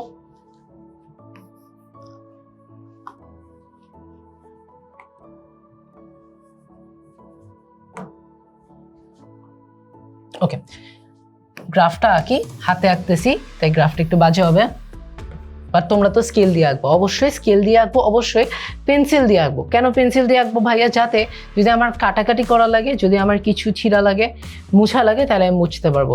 পেন্সিলের দাগগুলো শুরুতে একটু হালকা করে দিব, আঁকা শেষ হলে কনফিডেন্ট হলে আবার গাঢ় করে একটু দিব। ঠিক আছে, এইভাবে যদি করো তাহলে তোমার কিন্তু বোর্ড পরীক্ষায় খুব এক্সট্রা গ্রাফ পেপার ইউজ করতে দিবে না, আনলেস ছিঁড়ে যায়। ঠিক আছে, সো এক্সট্রা গ্রাফ পেপারে মাথা চিন্তায় আনবো না, আমরা চেষ্টা করব যত সুন্দর করে গ্রাফ পেপারটা করা যায়, তাই পেন্সিল দিয়ে আঁকবো, হালকা করে আঁকবো, এরপর গাঢ় করে আঁকবো। ওকে, তাইলে আমরা এই যে উপরে মানে এক্স অ্যাক্সিস বরাবর, ওয়াই অ্যাক্সিস বরাবর, এক্স অ্যাক্সিস বরাবর আমরা রাখবো হচ্ছে শ্রেণীর মধ্যমান, এক্স অ্যাক্সিস বরাবর আমরা রাখবো হচ্ছে শ্রেণীর মধ্যমান। ওকে, আর ওয়াই অ্যাক্সিস বরাবর আমার গণসংখ্যা বহুভুজ আঁকতে বলছে না, গণসংখ্যা বহুভুজ মানে ফ্রিকোয়েন্সি পলিগন, আমার এই ওয়াই অ্যাক্সিস বরাবর রাখতে হবে হচ্ছে গণসংখ্যা। এখানে কিন্তু ক্রমযোজিত গণসংখ্যা না, ক্রমযোজিত গণসংখ্যা কিন্তু অজিভ কার্ভের জন্য। ঠিক আছে, গণসংখ্যা বহুভুজে শুধু আমরা গণসংখ্যা রাখবো। ওকে, এই এক্স অ্যাক্সিসে শ্রেণী মধ্যমান লিখবো। ওকে, শ্রেণী মধ্যমান আমাদের শুরু হয় হচ্ছে 15.5 থেকে, তাই না? শ্রেণী মধ্যমান শুরু হয় হচ্ছে 15.5 থেকে, মনে আছে না? আগের টেবিলগুলো আমরা একটু দেখি, দেখো এই যে 15.5 থেকে আমার শ্রেণীটা শুরু হয়, কিন্তু আমার কার্ভটা সুন্দর করার জন্য এর আগের যদি একটা শ্রেণী থেকে থাকতো তাইলে এটার মধ্যমান কত হতো? 5.5, তাই না? কারণ 5.5 এর সাথে তো আমার শ্রেণী ব্যবধান যোগ করে 15.5 পাচ্ছি। সো আমরা যেটা করব সেটা হচ্ছে এই যখন আমরা তোমার গণসংখ্যা বহুভুজ আঁকতে যাব গ্রাফের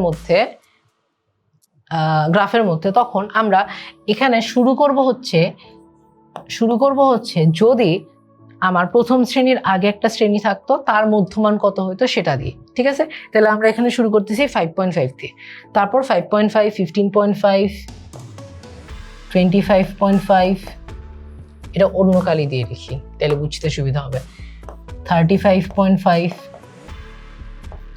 45.5, 55.5,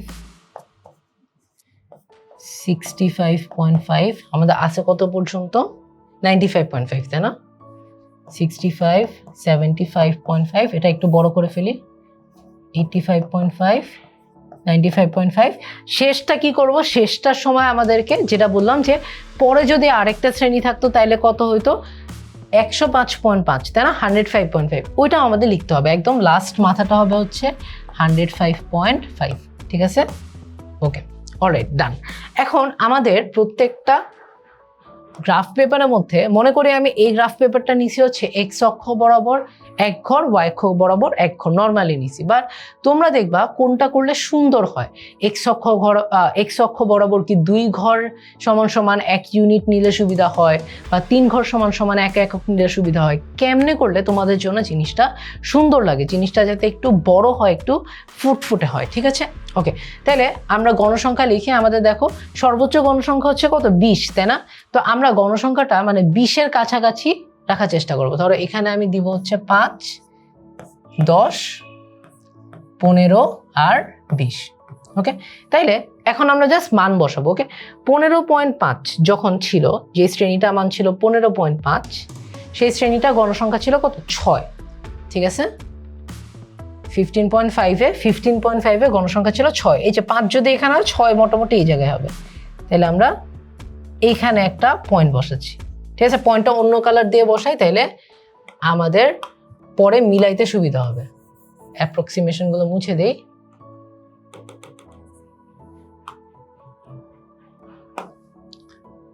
ওকে, এটা হচ্ছে আমার 15.5-এর সাথে পয়েন্ট। এরপরে দেখি, এরপর হচ্ছে সেকেন্ডে হচ্ছে 16, তাই না? সেকেন্ড শ্রেণীটা কত, সেকেন্ড শ্রেণীটা হচ্ছে 16, 25.5-এর সাথে যাবে 15-এর উপরে 16, এই যে এটা। ওকে, 25.5-এর সাথে, তারপর 35.5-এর সাথে যাবে হচ্ছে 12, তার মানে 10-এর একটু উপরে, যে এখানে হবে 12, তাহলে এটা হবে 35.5। ঠিক আছে, এরপরে আমরা দেখি, তারপরে হচ্ছে 13, তো পরেরটা 45.5, 12-এর একটু উপরে, সো আমরা এখানে 13 দিয়ে দিতে পারি। তারপর যখন 55.5 তখন হচ্ছে গণসংখ্যা 20, তাই না? 20 এই যে একদম এই মাথায়, এখানে হবে আমার 20। ওকে, তারপর যখন 65.5 আমরা দেখি গণসংখ্যা হচ্ছে 5 দেখো একদম নিচে, 5 এই যে এখানে, তার মানে 5 হবে এখানে। তারপরে শ্রেণী 75.5 যখন মধ্যমান, গণসংখ্যা হচ্ছে 4, তার মানে 4 কি তারও একটু নিচে। তারপর 3, 95.5-এ সে 1, এবং 100.5-এ তো কোনো গণসংখ্যা নেই, তার মানে ওটা 0। 5.5-এ কোনো গণসংখ্যা নেই, তার মানে ওটা 0। এখন আমার কার্ভটা দেখতে কীরকম হবে দেখো, আমি এই ডটগুলোকে মিলাই দিব। ঠিক আছে, একটা প্রশ্ন থাকে, ভাইয়া ডটগুলো কি স্কেল দিয়ে মিলাবো নাকি হাত দিয়ে মিলাবো? ডটগুলো যদি তুমি স্কেল দিয়ে মিলাও তাহলে দেখতে সুন্দর হয়। ঠিক আছে, এবং দেখো আরেকটা জিনিস, প্রথম মাথাটা আমি এই 55.5-এর সাথে লাগাইছি, যেটা আমি বলছিলাম যে আমার প্রথম শ্রেণীর আগে যদি একটা শ্রেণী থাকতো তার মধ্যমান, এবং লাস্টের পয়েন্টটা আমি মিশাই দিছি কিসের সাথে, 105.5। এটা কি, এটা আমি বললাম যে আমার যদি লাস্ট শ্রেণী পরে একটা শ্রেণী থাকতো তার মধ্যমান। ঠিক আছে, এটাই হবে আমার বহুভুজ। ওকে, এটাই হবে আমার গণসংখ্যা বহুভুজ। এখন তোমাদের পরীক্ষার খাতায় যেহেতু এটা একটা গ্রাফ পেপার থাকবে, এটা বুঝতে একটু কষ্ট হয়ে যেতে পারে, তাই তোমরা যদি চাও বলতে এটা রেকমেন্ডেড। ঠিক আছে, তোমরা এখানে কিছু ড্যাশ লাইন দিয়ে বুঝাই দিতে পারো যে এটাই আমাদের রেকমেন্ডেড বহুভুজ। ঠিক আছে, এরকম কিছু লাইন দিয়ে বুঝাই দিতে পারো যে তোমরা এই পয়েন্টগুলো আমরা বের করেছি। ঠিক আছে, এটা হচ্ছে একটা রেকমেন্ডেড প্র্যাকটিস। এবং এই যে পয়েন্টগুলো আছে, পয়েন্টগুলো একটু গাঢ় করে দিবা, যাতে নর্মাল লাইন আর পয়েন্টের মধ্যে পার্থক্যটা বোঝা যায়।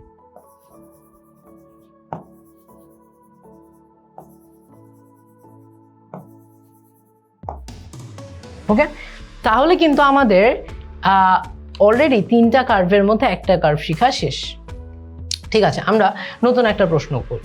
দেখো আমাকে কি বলছে, 80 জন শিক্ষার্থী বাংলায় প্রাপ্ত নম্বরে গণসংখ্যা সারণীর নিচে দেওয়া হলো, আবার গণসংখ্যা সারণী দেওয়া হয়েছে। ওকে, আমাকে ক নাম্বার প্রশ্ন বলছে 8, 14, 11, 17, 6, 7-এর মধ্যক নির্ণয় করো। মজার কথা হচ্ছে আমরা এই প্রশ্নটা একটু আগে করছি যখন আমরা কোয়েশ্চেন সলভ করছি। দেখো মধ্যক আসছে হচ্ছে 9.5। ওকে, অলরাইট। তারপর খ নাম্বার আমাকে বলছে সংক্ষিপ্ত পদ্ধতিতে গড় নির্ণয় করো। হ্যাঁ, এটা খুবই খুবই খুবই গুরুত্বপূর্ণ একটা question.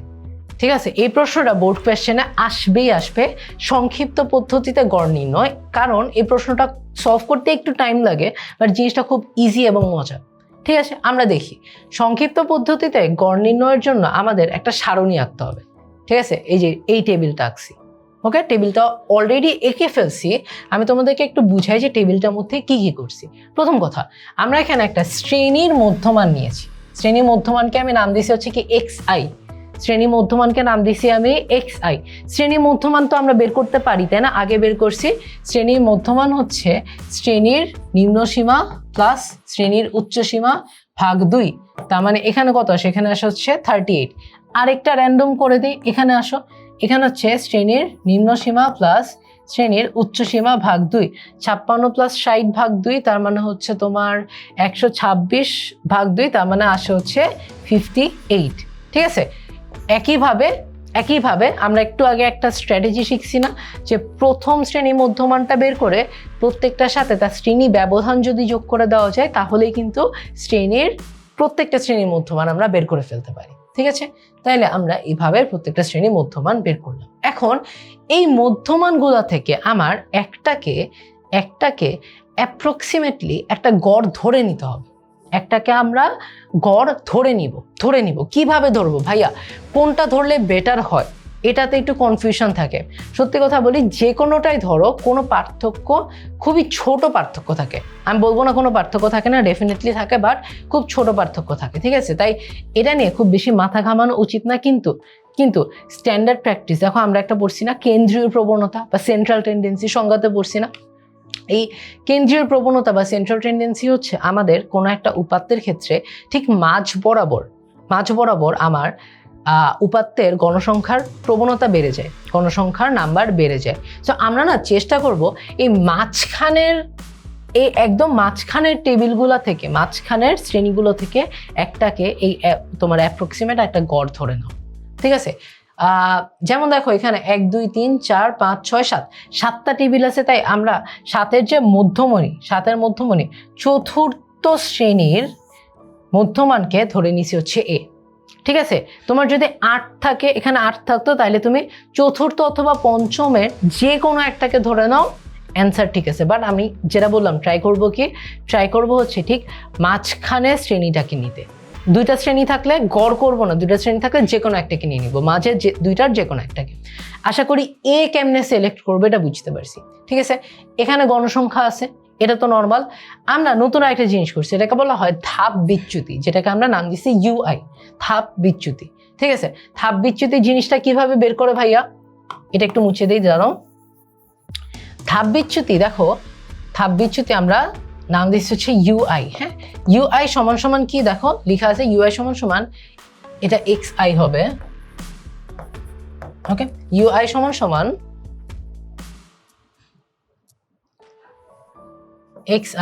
minus a by h, xi minus a by h। ওকে, দেখো এই xi কি?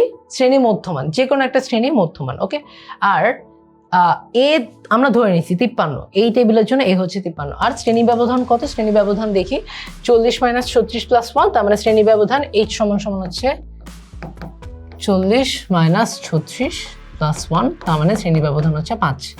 ওকে, যেহেতু এটা ডিসকন্টিনিউয়াস, তার মানে শ্রেণী ব্যবধান হচ্ছে 5। ঠিক আছে, তাহলে আমি যে কোনো একটার জন্য, প্রথমটার জন্য আমি UI বের করি। দেখো কত আসে প্রথমটার জন্য, xi হচ্ছে শ্রেণী মধ্যমান 38 মাইনাস এ ধরে নিচ্ছি 53, 38 - 53, আর শ্রেণী ব্যবধান হচ্ছে 5। ঠিক আছে, দেখি কত আসে, 38 - 53/5 আসে হচ্ছে তোমার -3। ওকে, এটা হচ্ছে UI এর মান, 38 এর জন্য UI এর মান হচ্ছে -3। আরেকটা যে কোনো আরেকটা করে দিই তোমাদের। ধরো আমি এই 61 থেকে 65 এই শ্রেণীর জন্য ইউআই বের করতে চাই, ঠিক আছে? তাহলে ইউআই কত হবে? 61 থেকে 65 জন্য না, তার মানে তার মধ্যমান xi 63, xi মাইনাস আমরা যে এ ধরছি 53, 63 মাইনাস 53 ভাগ শ্রেণী ব্যবধান 5, তার মানে দেখো 10/5, তার মানে আসা হচ্ছে 2।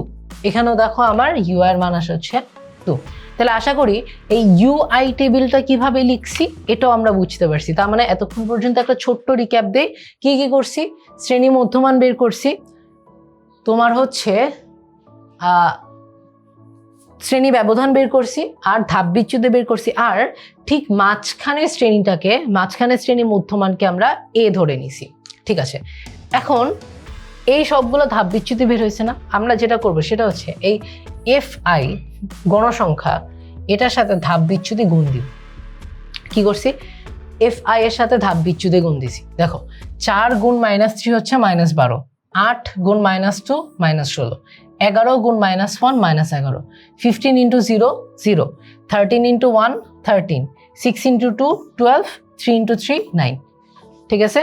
তাইলে আমাদের লাস্টেরটাকে এফআই ইন্টু ইউআই, এফআই বের করছি, ইউআই বের করছি, এই দুটাকে গুণ করে দিব। শেষে আরেকটা কাজ আছে, সেটা হচ্ছে এই যে এফআই ইউআই এর প্রত্যেকটা টেবিল আছে না, প্রত্যেকটা টেবিলের যে ডেটা, এই সবগুলোকে আমরা যোগ করব। দেখো -12, -16, -11, 0, 13, 12, 9 সবগুলোকে যোগ করে আমার আসা হচ্ছে সামেশন অফ এফআই ইউআই, যেটার মান হচ্ছে -5। এতক্ষণ ধরে যে এত কিছু করছি, আমার মূলত লাগবে হচ্ছে এটা আর ওইটা, ওকে? ওই একটা মান বের করার জন্য আমরা এখানে দুইটা আলাদা টেবিল আঁকছি, মানে দুইটা আলাদা কলাম আঁকছি, ঠিক আছে?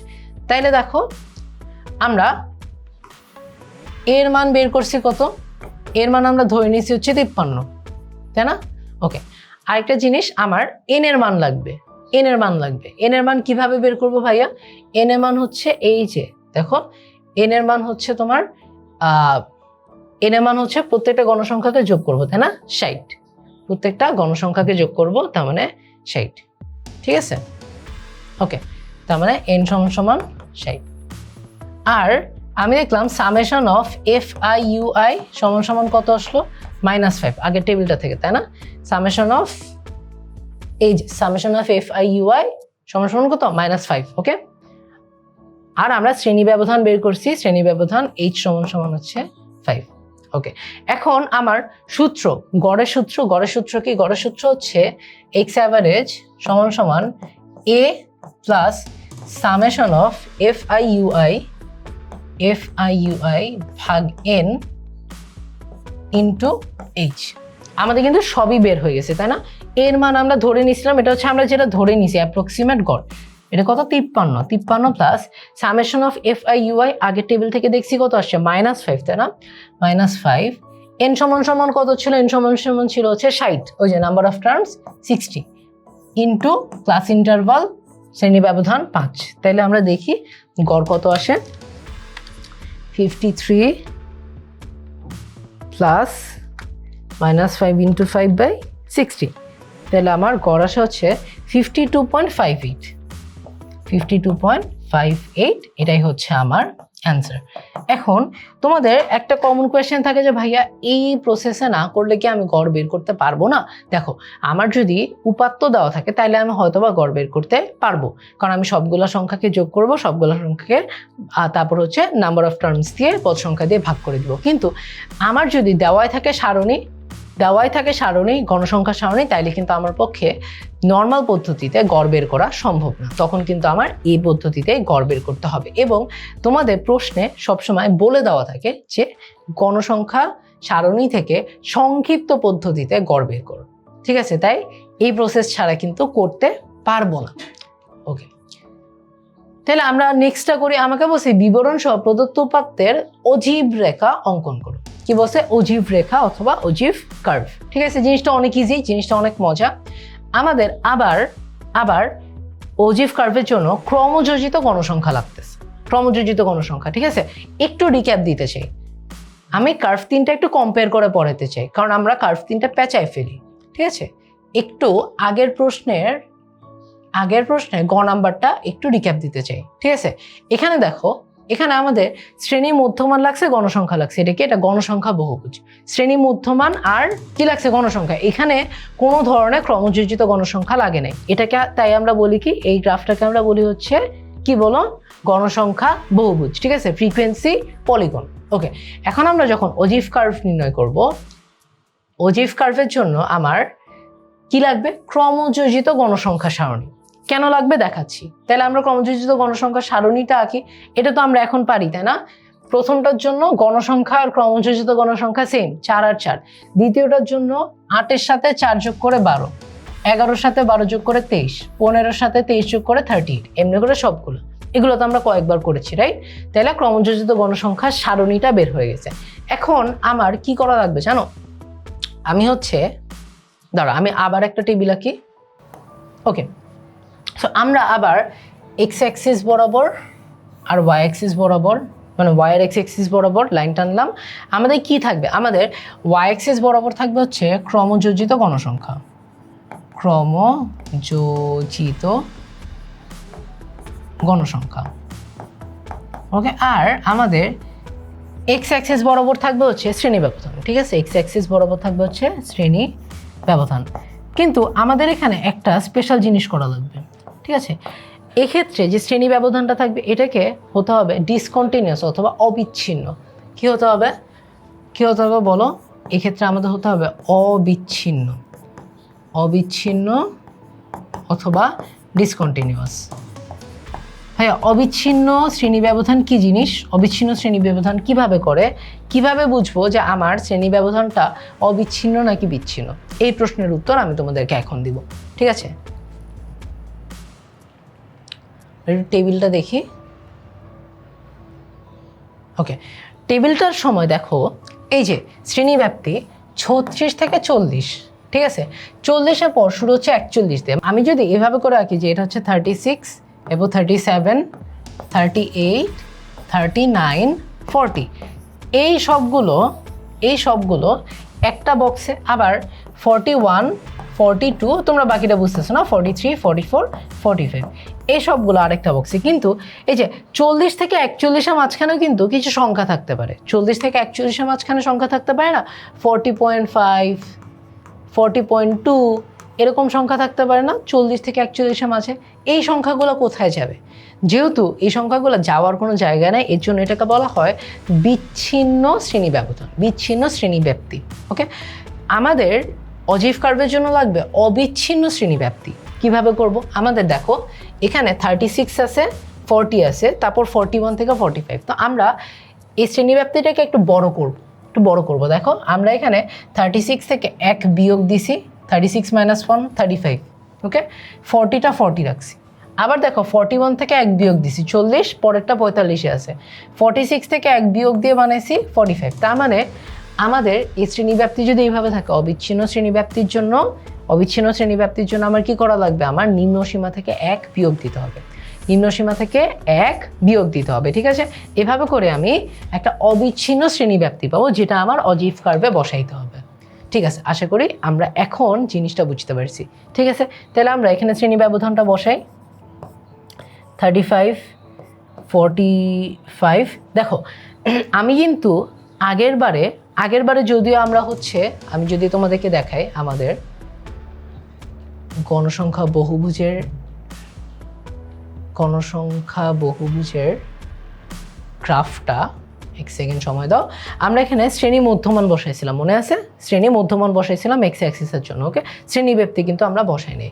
এক্ষেত্রেও দেখো, আমরা কিন্তু কোনোভাবে মানে দুইটা শ্রেণী ব্যবধান বসাইতে পারবো না। আমাদের কি করতে হবে? আমাদের এখানে শ্রেণী ব্যবধানটা 35 উপর 40 হবে। আমাদের এখানে শ্রেণী ব্যবধানটা অবিচ্ছিন্ন শ্রেণী ব্যবধানের নিম্নসীমা বসাইতে হবে। 35, 40 এভাবে করে প্রত্যেকটা নিম্নসীমা, 45, 50, 55, 60, 65, দেখি টেবিলটা কোন পর্যন্ত আছে, 70 পর্যন্ত, রাইট? তাহলে 65 আর 70, ঠিক আছে? এখানে গিয়ে আমার উপাত্তের পরিসর কিন্তু শেষ, 70-তে গিয়ে কিন্তু আমার উপাত্তের পরিসর শেষ, ঠিক আছে? এখন আমার যেটা লাগবে সেটা হচ্ছে আমাদের ক্রমযোজিত গণসংখ্যার টেবিলটা আছে না, আমরা এই ক্রমযোজিত গণসংখ্যার টেবিলটা জাস্ট প্রত্যেকটা পয়েন্টে বসাই দেবো। মানে 35-এর জায়গায়, এই যে দেখো লোয়ার লিমিট বারবার বলতেছি, 35-এর জায়গায় বসাবো হচ্ছে 4, ঠিক আছে, না সরি 35 থেকে শুরু করবো, এখন আপার লিমিট 40-এর জায়গায় বসাবো 4, 45-এর জায়গায় বসাবো 12। ক্রমযোজিত গণসংখ্যাটা আমরা এখন আপার লিমিটে বসাবো, ঠিক আছে। শ্রেণী ব্যবধান লোয়ার লিমিট বসায় লাস্টে একটা 70 অ্যাড করে দিয়েছি আপার লিমিট। আর আমরা এখন প্রত্যেকটা তোমার অজিভ কার্ভের পয়েন্টকে আপার লিমিটে তার মানে উচ্চ সীমাতে আমরা ক্রমযোজিত গণসংখ্যা বসাবো প্রত্যেকটা শ্রেণীর উচ্চ সীমাতে, ঠিক আছে। তাইলে 35 থেকে 40 এই শ্রেণীর জন্য, 35 থেকে 40 এই শ্রেণীর জন্য আমার ক্রমযোজিত গণসংখ্যা ছিল হচ্ছে 4, ক্রমযোজিত গণসংখ্যা ছিল হচ্ছে 4। আমরা 4টা কোথায় বসাবো? এই যে উচ্চ সীমাতে 40-এ। এই জিনিসটা কখনো আমরা ভুল করব না, ঠিক আছে। তাহলে এই 40 আমরা, আচ্ছা এখানে তো আমার দেওয়া লাগবে তাই না, আমার ক্রমযোজিত গণসংখ্যা গেছে কোন পর্যন্ত দেখি, টোটাল গেছে 60 পর্যন্ত, ঠিক আছে। তাহলে আমি এখানে 10-এর ঘরে বসাই, 10, 20, 30, 40, 50, 60, ওকে। তাহলে 40-এ 4, 45-এ 12, এখানে 12 দেই, তারপরে হচ্ছে তোমার 45-এ 12, তারপর 50-এ 23,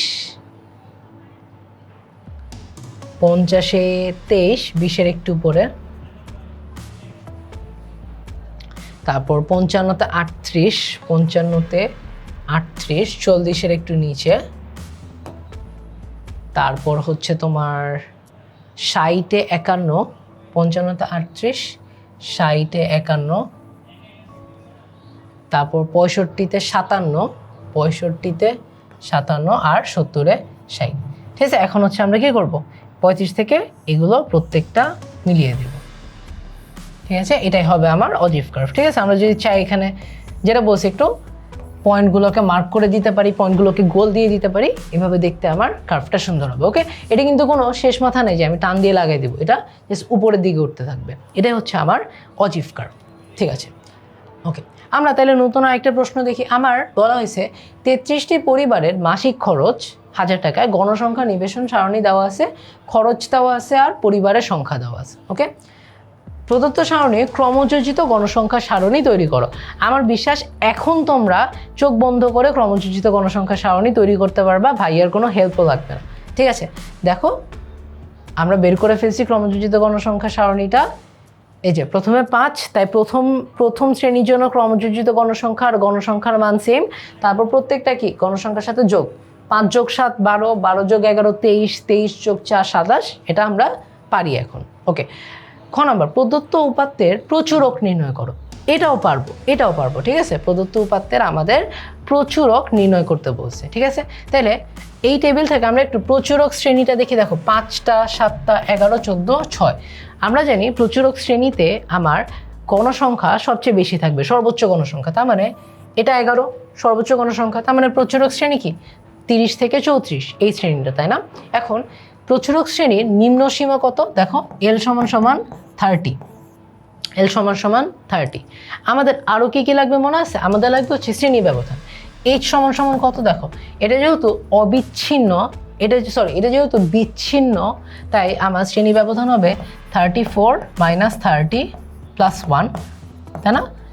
উচ্চ সীমা বিয়োগ নিম্ন সীমা +1, তার মানে কত, শ্রেণী ব্যবধান আসে 5, রাইট, ওকে। আর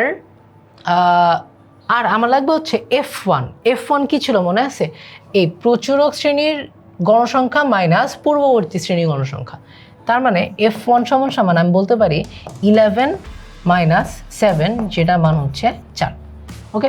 সিমিলারলি F2 সমান প্রচুরক শ্রেণী গণসংখ্যা মাইনাস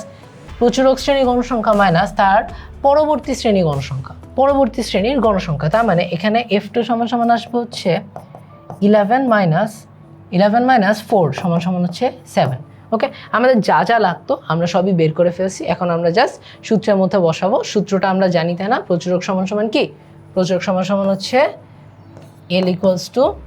প্রচুরক সমান হচ্ছে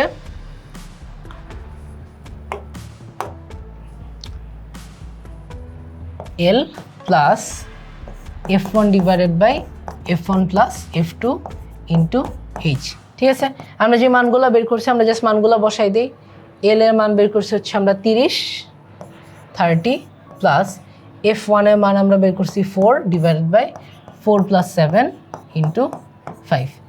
এটা আমরা ক্যালকুলেটরে বসাই, যে অ্যান্সারটা আসে সেটাই আমাদের রিকোয়ার্ড অ্যান্সার। ওকে ওকে, তাহলে আমার আসা হচ্ছে 31.818। এটা হবে আমার প্রচুরক বের করা। ঠিক আছে, তার মানে আমরা এখন যে কোনো গণসংখ্যা সারণী থেকে প্রচুরক বের করতে পারবো। আশা করি ইনশাল্লাহ সবাই বের করতে পারবো। যাদের মনে হয় বের করতে পারবো তোমরা কমেন্টে লেখো জি ভাইয়া পারবো। ওকে, এখন আমাকে গ নাম্বার বলছে বিবরণ সহ প্রদত্ত উপাত্তের গণসংখ্যা বহুভুজ অঙ্কন করো। ঠিক আছে, আমাকে বলছে গণসংখ্যা বহুভুজ অঙ্কন করতে। ওকে, তো আমরা কিন্তু গণসংখ্যা বহুভুজ অঙ্কন এখন করতে পারবো। ঠিক আছে, আমি জানি আমরা গণসংখ্যা বহুভুজ অঙ্কন করতে পারবো। আমি তোমাদেরকে এই কোশ্চেনটা একটু অন্যভাবে করাবো। আমি গণসংখ্যা বহুভুজ অঙ্কন করব, আবার গণসংখ্যা আয়ত লিখে দেখাবো। গণসংখ্যা বহুভুজ আর গণসংখ্যা আয়ত দুইটাই লিখে দেখাবো। ঠিক আছে, ওকে। সো আমরা কি করব, আমরা এই গণসংখ্যা নিবেশন সারণী থেকে গণসংখ্যা আয়ত এবং গণসংখ্যা বহুভুজ একসাথে লিখবো, একসাথে আঁকবো। ঠিক আছে, সো দেখো গণসংখ্যা বহুভুজের জন্য আমাদের কিন্তু মধ্যমানগুলো লাগতেছে, তাই না? এটা আমি তোমাদেরকে আলাদা করে দেখাচ্ছি। বাট গণসংখ্যা আয়ত থেকে যদি মধ্যমান বের করতে হয় তাহলে আমরা কি করব? দেখো আমার এখানে প্রত্যেকটা শ্রেণী দেওয়া আছে না, আমরা আরেকটা টেবিল করব। আমরা কি করব, আমরা আরেকটা টেবিল করে এখানে অবিচ্ছিন্ন শ্রেণী ব্যাপ্তিগুলো বের করব। আমরা আরেকটা টেবিল বের করে এখান থেকে অবিচ্ছিন্ন শ্রেণী ব্যাপ্তিগুলো বের করব। ঠিক আছে, দেখো এখানে 20 থেকে 24, তার মানে অবিচ্ছিন্ন শ্রেণী ব্যাপ্তির জন্য আমরা কি করছিলাম মনে আছে? আমরা প্রত্যেকটা নিম্ন সীমা এক ঘর করে নামায় আনছিলাম। এটা আরেকভাবে করা যায়, এটা প্রত্যেকটা উচ্চ সীমা এক ঘর করে বাড়ানো যায়, যেটা করে সুন্দর হয়। এখানে দেখো আমি যদি উচ্চ সীমা এক ঘর করে বাড়াই দিই তাহলে 20 থেকে 25 কভার হচ্ছে না? আমার তো নিম্নসীমা 20, সো আমি না ওটা করলে আমার জন্য বেশি সুন্দর লাগে। সো আমরা এখান থেকে লিখতে পারি 20 থেকে 25 অবিচ্ছিন্ন বের করতেছি। হ্যাঁ, 25 থেকে 30, 25 থেকে 40, 25 থেকে 30, 30 থেকে 35 বাদ গেছে, 25 থেকে 30, 30 থেকে 35, 35 থেকে 40 আর 40 থেকে 45। ঠিক আছে, তাহলে আমরা একটা গ্রাফের মধ্যে, এটা ওয়াই অ্যাক্সিস, এটা এক্স অ্যাক্সিস, তাই না? আমরা একটা গ্রাফের মধ্যে এই নিচে দেব হচ্ছে অবিচ্ছিন্ন শ্রেণী ব্যবধান, ঠিক আছে। আর এই গ্রাফে দিব হচ্ছে গণসংখ্যা। ওকে, তোমাদের নিশ্চয়ই শ্রেণী ব্যবধানগুলো মনে আছে। এই যে অবিচ্ছিন্ন শ্রেণী ব্যবধান যেটা আমরা লিখছিলাম, তোমাদের নিশ্চয়ই এটা মনে আছে, তাই না? তাহলে আমরা এখানে কি করব, অবিচ্ছিন্ন শ্রেণী ব্যবধানগুলো বসাই, ব্রোকেন লাইন দেই, 20 থেকে শুরু, 25, 30, 35, 40 আর 45 গিয়ে শেষ। আর একটু বড় করে লেখা যেত, বাট যাই হোক। ঠিক আছে, তাইলে এখন আমরা যেটা করব সেটা হচ্ছে, দেখো আমাদের গণসংখ্যা আছে কত, 11 পর্যন্ত, তাই না? তাহলে এটা একটু বড় করে লেখা যায়। 4-এর মাল্টিপল নেই, 4, 8 আর 12। এটাকে আমি একটু বড় করে একটু সুন্দর করে দেখি। ওকে, আমি যেটা তোমাদেরকে একটু আগেও বললাম যে তোমরা যখন গ্রাফটা লিখবা তোমাদেরকে গ্রাফটা এমনভাবে লিখতে হবে, আঁকতে হবে যাতে গ্রাফটা দেখতে এটা সুন্দর লাগে। তাহলে টিচারও তোমাকে অন্য খাতায় ভালো নম্বর দিবে। 20 ফাঁকা করে লেখার যেহেতু সুযোগ আছে, আমরা একটু ফাঁকা করে লিখব। আমাদের পয়েন্ট বসাতেও সুবিধা হবে, আমাদের টিচারদেরও একটা ভালো ইমপ্রেশন করবে। ঠিক আছে, আচ্ছা 45-এর পরে আমাদের মিলাই দেওয়ার কোনো কিছু নেই। ওকে, এখন আমাদের দেখো 20 থেকে 25, মানে প্রথমটার জন্য আমার গণসংখ্যা বা পরিবারের সংখ্যা হচ্ছে 5, তাই না? তাহলে আমরা প্রথমটার জন্য এই যে দেখো এখান থেকে শুরু করব, 20 থেকে শুরু করব, 5 পর্যন্ত যাব, এটা ধরো 5, এখানে 25। ঠিক আছে, এটা হচ্ছে আমার কি গণসংখ্যা আয়ত। আচ্ছা 25 থেকে 30-এর জন্য আমরা দেখতেছি দ্বিতীয়টার জন্য হচ্ছে আমার পরিবারের সংখ্যা 7, তার মানে এই 5 থেকে আরেকটু উপরে উঠবো, 7-এ যাবো, 30-এ আসবো। ওকে, 30 থেকে 35-এর জন্য পরিবার সংখ্যা হচ্ছে 11। সো 30 থেকে 35, 11 পর্যন্ত যাব, 25-এ আসবো। 35 থেকে 40-এর জন্য হচ্ছে কি 4, তার মানে আমরা এখন নিচে নেমে যাব, এই যে 4, এটা হচ্ছে 35 থেকে 40। আর 40 থেকে 45-এর জন্য হচ্ছে আমার পরিবারের সংখ্যা 6, তার মানে এখানে আবার একটু বেড়ে যাবে, 40 থেকে 45-এর জন্য হয়ে যাবে হচ্ছে 6। এটা হচ্ছে আমার গণসংখ্যা আয়ত, ঠিক আছে, এটা হচ্ছে কি আমার গণসংখ্যা আয়ত। এখন আমাদের এইখান থেকে যদি আমাদেরকে বলে গণসংখ্যা আয়ত থেকে যদি আমাদেরকে বলে যে গণসংখ্যা বহুভুজ অঙ্কন করো, তাহলে আমরা যেটা করব সেটা হচ্ছে এই যে এই পয়েন্টগুলার মিডল পয়েন্টটা বের করব। কী করব, এই প্রত্যেকটা দেখো আমরা মধ্যমান বের করছি না, 22, 27, 32, 37, 42, রাইট, এই মধ্যমানগুলো বের করব, ঠিক আছে। এটা হচ্ছে মধ্যমান, এটা হচ্ছে মধ্যমান, এটা হচ্ছে মধ্যমান, মানে এটা হচ্ছে 22, এটা হচ্ছে 27, এটা হচ্ছে 32, এটা হচ্ছে 37, আর এটা হচ্ছে 42, ঠিক আছে। এরপর যেটা করব এই যে এটাই হবে আমাদের আয়ত থেকে গণসংখ্যা বহুভুজ। নীল দাগটা যেটা দেখি এটা হচ্ছে আমাদের আয়ত থেকে গণসংখ্যা বহুভুজ, ঠিক আছে। নীল দাগটা কি বললাম, নীল দাগটা হচ্ছে আমাদের আয়ত থেকে গণসংখ্যা বহুভুজ। ওকে, আশা করি তাইলে আমাদের যদি এই টাইপের প্রশ্ন আসে যে আয়ত থেকে গণসংখ্যা বহুভুজ আঁকো, আমরা দুইটাই পারবো। শুধু গণসংখ্যা বহুভুজ যদি চাই, যেটা আমরা একটু আগেই করছি, সেটার জন্য কিন্তু আমাদের এত কিছু করা লাগবে না। আমাদের জাস্ট প্রত্যেকটা শ্রেণী মধ্যমান বের করতে হবে। এক্স অক্ষ বরাবর, এই যে এই ছবিটা দেখি, এক্স অক্ষ বরাবর আমরা শ্রেণী মধ্যমান বসাবো, ওয়াই অক্ষ বরাবর আমরা তোমার হচ্ছে মানে পরিবারের সংখ্যা অথবা গণসংখ্যা বসাবো, আর জাস্ট আমরা গ্রাফটা এঁকে ফেলবো, ঠিক আছে। তাহলে এই এক অধ্যায়ের যত টাইপের প্রবলেম পরীক্ষায় আসতে পারে, সব টাইপের প্রবলেম কিন্তু আমি তোমাদের ঠিক হাতে ধরে ধরে করিয়ে দিয়েছি। চ্যাপ্টার 17 থেকে ইনশাল্লাহ তোমাদের এসএসসি পরীক্ষায় কোনো সমস্যা থাকবে না ইনশাল্লাহ। এবং তোমাদের যদি প্রত্যেকটা অঙ্কের প্রত্যেকটা টাইপ বুঝতে বারবার সমস্যা হয়, তোমরা কিন্তু ভিডিওটা বারবার পজ করে করে স্লো করে করে আবার দেখতে পারবা, ঠিক আছে। তো তোমাদের সাথে ইনশাল্লাহ দেখা হবে আবার নতুন একটা ভিডিওতে। তোমাদের ব্যাচের সমস্ত আপডেট জানতে তোমরা চলে যাও কমেন্টে দেওয়া লিঙ্কে। তোমাদের সাথে নতুন একটা চ্যাপ্টার নিয়ে আবার আসবো। সবাইকে ততক্ষণ পর্যন্ত আসসালামু আলাইকুম।